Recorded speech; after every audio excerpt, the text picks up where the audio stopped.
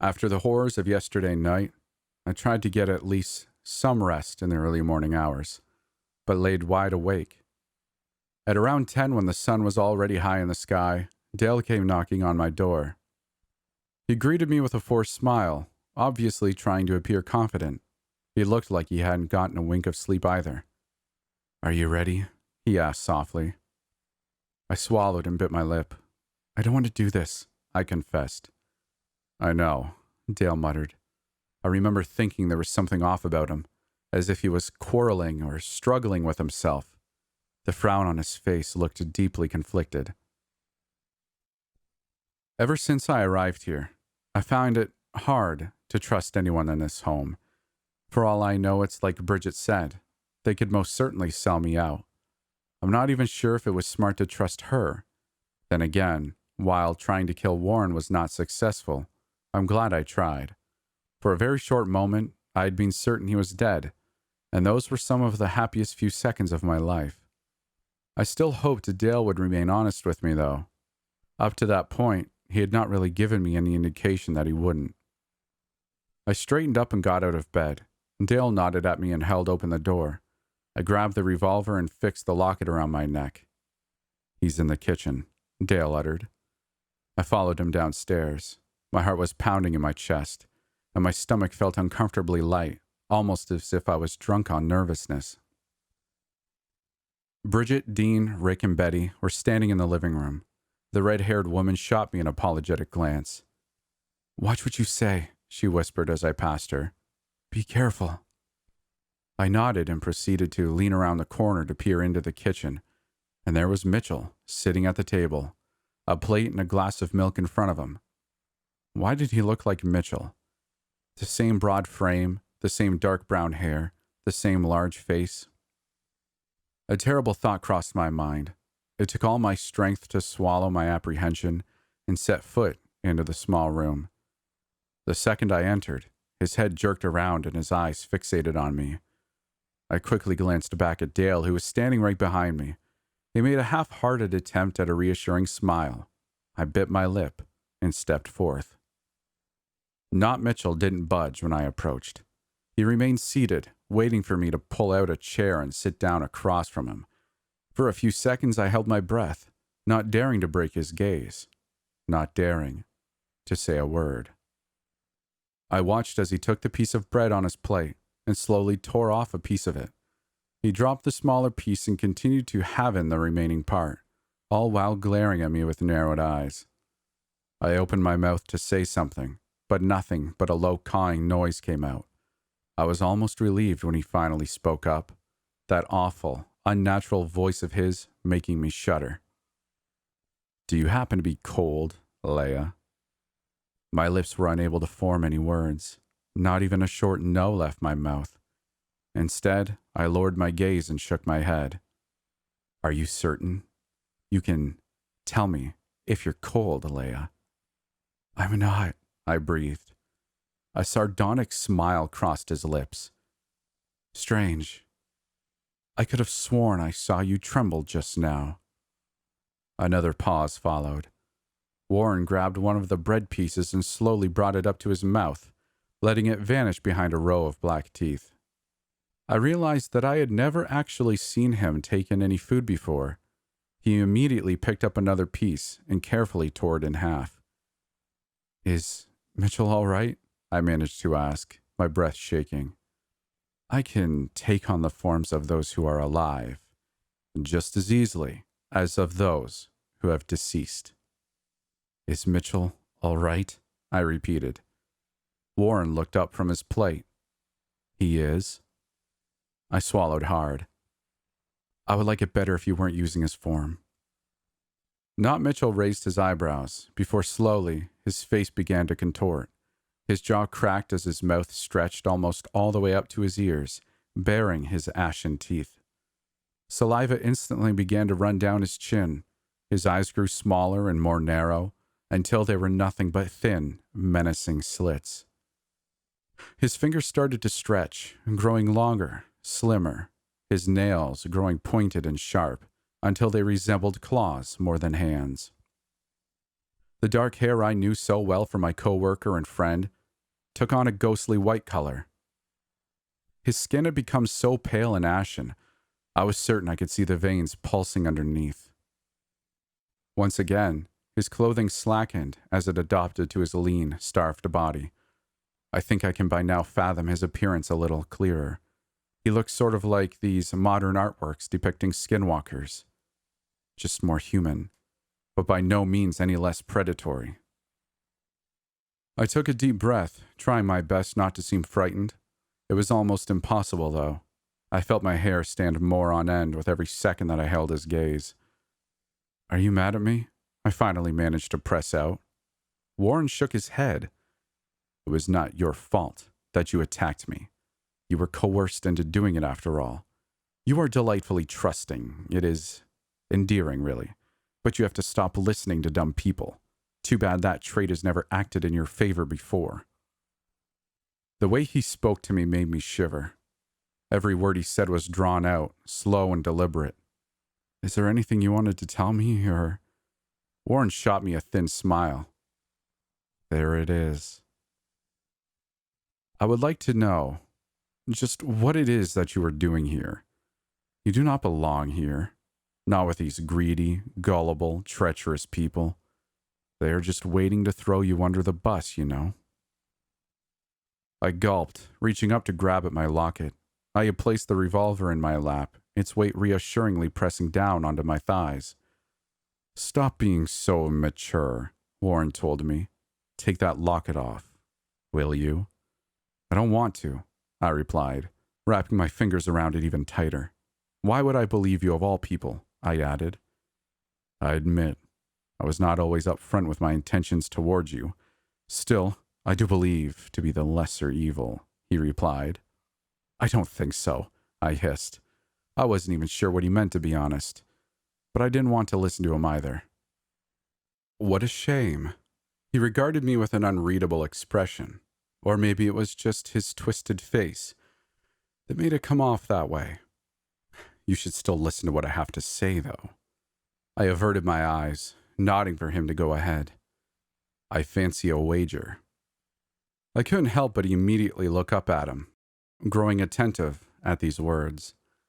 "I believe I overheard you promise a certain doe-eyed man that you would free him from his misery. I want you to know that that is nothing you could ever do on your own. But I could." He picked up a piece of bread and nibbled on its crust, black goo soaking into the dough. "And at what price?" I inquired. "You sound more apprehensive than expected. Maybe I should negotiate over Nathan's life with someone who cares a bit more?" "I do care. I just want to know what—" My voice trailed off as I followed Warren's gaze to the doorway. I turned to see Dale peeking in at us with a frown. "This is not the time to be shy, Dale. Come in. Join us. Tell her the truth for once," Warren said in a way too cheerful tone, cracking me a sanguine smile. My former manager slowly trotted inside. He looked over at me with sad eyes, as if begging for forgiveness. "I'm sorry," he uttered, his voice cracking. I don't... What's going on?" I stammered, my gaze darting between smirking Warren and sheepish Dale. "He said he wanted to help you, right? I'm sure that was true at first, at least until he realized what there was to win back. I overstepped a couple boundaries. My mistake, even though I can hardly say I regret it. Still, there was no real reason to drive you all the way out here, was there? Do you want to know what I think? I think Dale heard the ones underground cursing you out, so he fired you, unsure of what might happen to you. Soon after, however, he realized that he had lost a valuable bargaining chip. As an employee of the park, he hadn't certain authority over you, but he fired you. The only way to regain some authority would be to make you his and his family's guest. Stupid to lure me over to a place where the family's young ones are at, but at this point, we both know that Dale acts before he thinks." I turned to face Dale. "Is that true?" I whispered, my voice faint and quiet. Dale bit his lip. "I'm sorry. I swear this whole time I wasn't sure if I'd go through with it. I never wanted to. I swear, I... He stopped and ran his fingers through his hair, pure desperation written all over his face. There you have your trustworthy friend. I spun around once again, only to behold Nathan's soft, handsome features. Warren's chin was resting on his fist as he smiled up at Dale with twinkling brown eyes. I felt sick at the sound of the wild one's cold, metallic voice coming from my friend's mouth. "Stop that," Dale uttered huskily. "Don't do that." He added more ferociously this time. Not Nathan let out an eerie chuckle, fully baring his cold teeth. Warren began to turn back to his true self, still laughing. Suddenly I spotted something in the back of his throat. I watched in horror as two thin, black insect legs emerged from within his maw. Another two pairs soon followed, as slowly and deliberately a large cockroach pulled itself out onto his lips, crawled all the way up his face, and vanished into his white hair. As his cackles grew louder and louder, two more bugs scurried out from his mouth, only to disappear on his head. I felt like gagging. "So, are you willing to listen to my proposal, or do I have to enlist your pathetic acquaintance's help?" "Go ahead," I muttered. "I will release Nathan from the stagecoach if you make it back to him in the span of 2 days," he said curtly. "You have to be on time. Also, I will most certainly join in on the fun. Think of it as a larger version of a game of tag. I will grant you a head start of, say, 10 hours, maybe. I am a gentleman after all. If you do not make it back to him in time, or I manage to find and catch you before you have reached him, you lose." I swallowed. What happens if I lose, though? I am very glad you asked. If you lose, I want you to get rid of that awful necklace of yours and that revolver, too. No more silver, no more iron, no more laurel, sage, or red verbena. I frowned. That would render me completely powerless. Still, there was something incredibly tempting about this offer. 2 days? I could make it in 2 days, right? I could try my luck with hitchhiking. It shouldn't be that hard. "I still have a few questions, though," I interjected. "Ask away," Warren offered, plucking apart his bread once again. "Why me?" "Because chasing Dale would not be any fun whatsoever." No, I mean, why me of all people in the park? Why are you so focused on me?"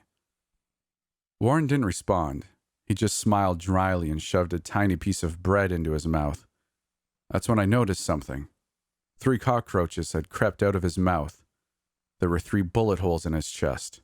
3 wild ones in the park. Swallowing my apprehension, I repeated my question. Again, I received no reply.